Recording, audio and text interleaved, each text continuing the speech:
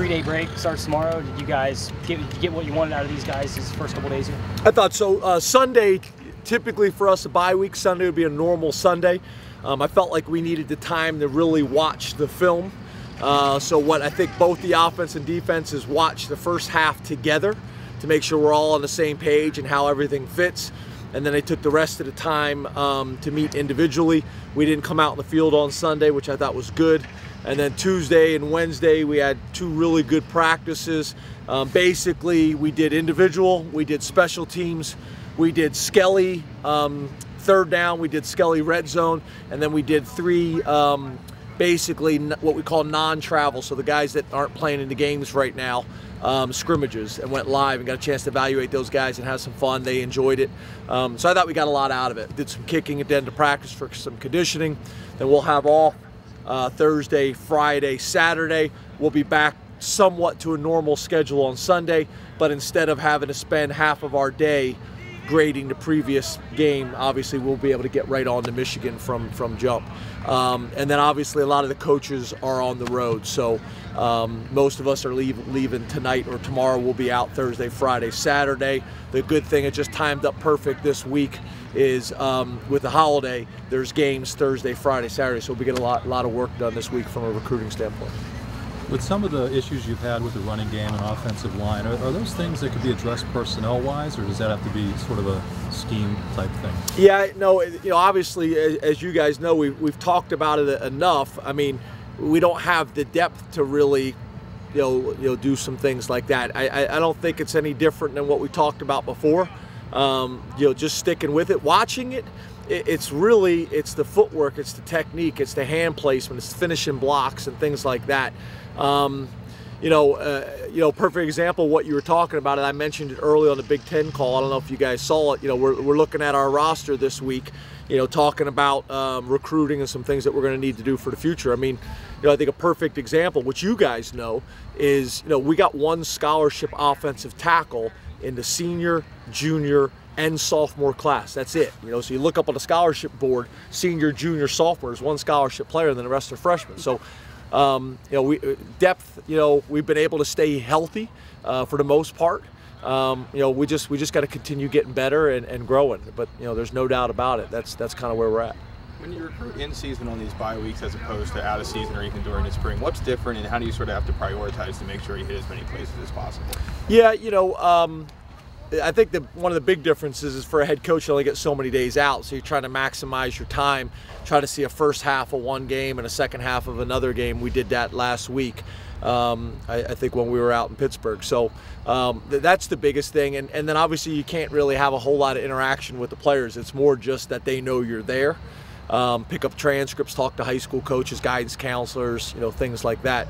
It's more for them just to know you're there more than anything, and then maybe get up-to-date test scores and transcripts. How do you pick, whether you just go to a school or whether you go to a school and go to the game? How do you guys come to that determination? Well, I think what you're just trying to do is you're trying to look at all the people that you need to get to, and some of it is based on who you need to get to, and some of it's just based on their high school schedule, and the weeks that we've decided we could go out, it works, and sometimes it doesn't. That's part of it. And then I think the other thing is, just being able to travel out of here and be efficient with your time.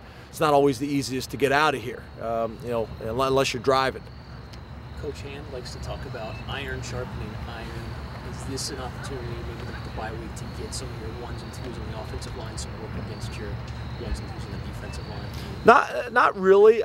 We do that every single day in practice, in individual. You guys obviously don't get a chance to see that, but what we do is no different than teachers. You try to break it down, part, whole, and what we do is part, group, small group, and then whole group. So we'll do individual on their own, and then we'll do individual against each other in one-on-ones, run or pass, and then we'll do combinations. So maybe half the offensive line versus half the defensive line and things like that. So we do that all the time.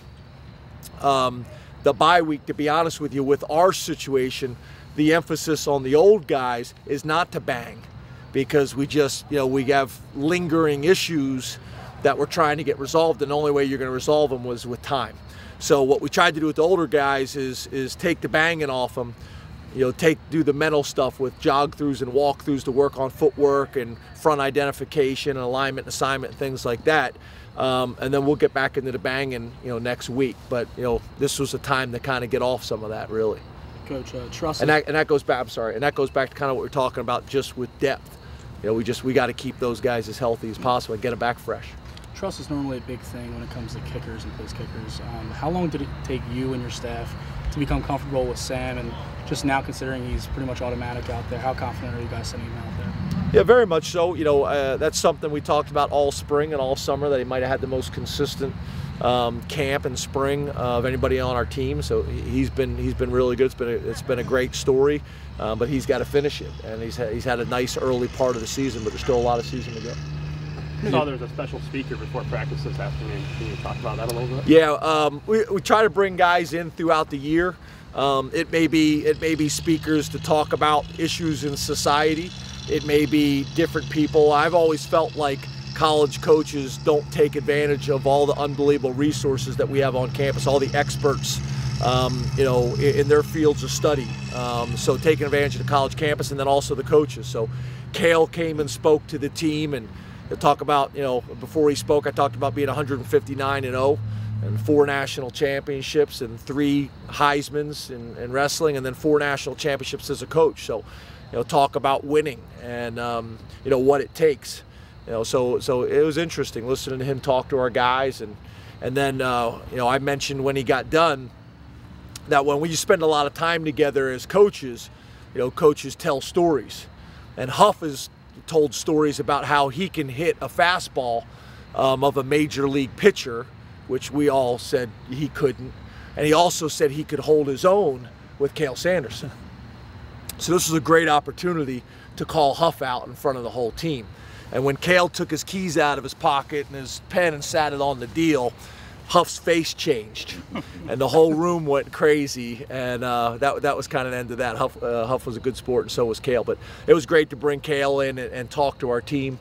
It was a great message, and it's a nice change-up, because sometimes they're just hearing the same messages from us over and over again, so we like to bring different people in to give them a different perspective. Cale's probably 197. What's Huff weigh?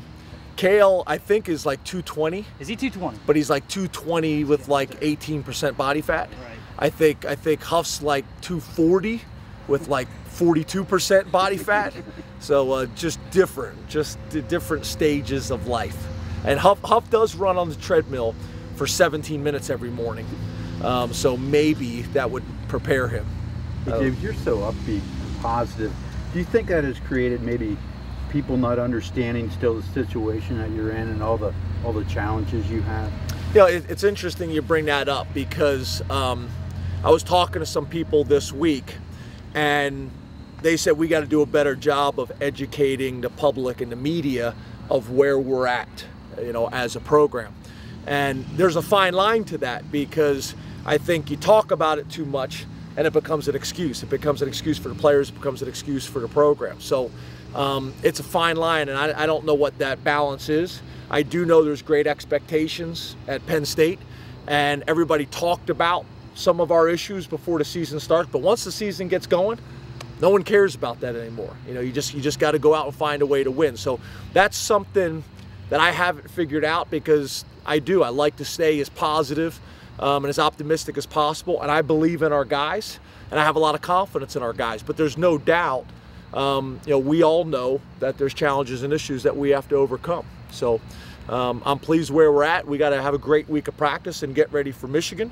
But no, you're exactly right, and that's something I kind of struggle with. What's the best approach with you, with the fans, and with our team? Because the way social media is now, and the way just media is in general, everybody reads what you say, and I just want to make sure the same message is being delivered to everybody. Throughout the caravan, you talked a lot about reading everything you can and doing studies and that kind of thing. With that being said, Tim Bream's been doing what he's done for quite a while here. Have you got a chance to pick his brain, and maybe what do you learn about monitoring guys' health in games, on the sideline? I think earlier this week you said it's everybody's job to monitor that stuff. But do you get a better sense for that talking to a guy like Tim, who's been doing it for such a long time? Yeah, I think Tim's a big part of that. I think Deej is a big part of that. I think both of their staffs.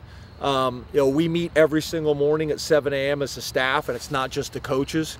You know, Deej is in there and his entire strength staff. Tim's in there as well. All the administrators are in there, and we do that every single morning just to get on the same page. And then any hot topics that are out there in each one of our worlds, our area of specialization, and anything that we want to talk about. Typically, I have notes at practice that I take, and I kind of go over them. And then each area, you know, the head of recruiting will talk. Tim will give us a medical report and things like that. Yeah, so I think that's an opportunity for everybody on the staff to grow and kind of know what's going on in the industry and what things that we can do better. Can you talk about the importance of scrimmaging your young guys in terms of you guys getting an opportunity to see all these kids? And I'm sure for them, it's kind of big to still feel a part of everything. Yeah, I think there's a lot of reasons you do it. You do it for morale and chemistry. It brings something different to practice and energy. It keeps those guys involved, that they know they're still being evaluated, that their time could come at any moment. I think that's really, really important. I think it's great for our older guys. I talk about, you know, how these guys support them like crazy every Saturday. They need to be out here supporting them and coaching them up as well.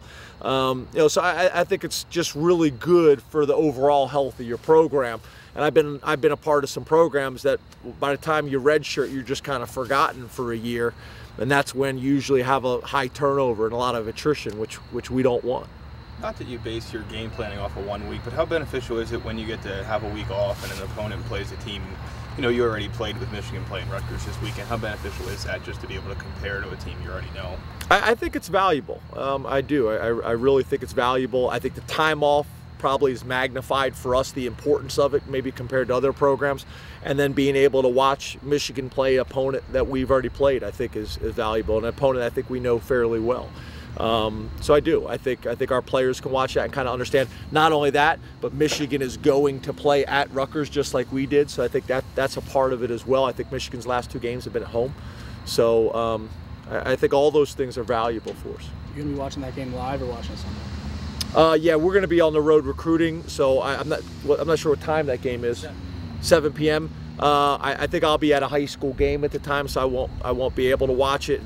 And TV games are good sometimes because you kind of get a feel of real time how things are happening and what's going on, the tempos of the offense and things like that. But the most beneficial thing for us is the coaching, you know, cut-ups with the end zone and the sideline and stuff like that. So you know, we'll get back in town and be ready to watch that Sunday and get ready to go. Thanks, Coach. Guys, thank you so much.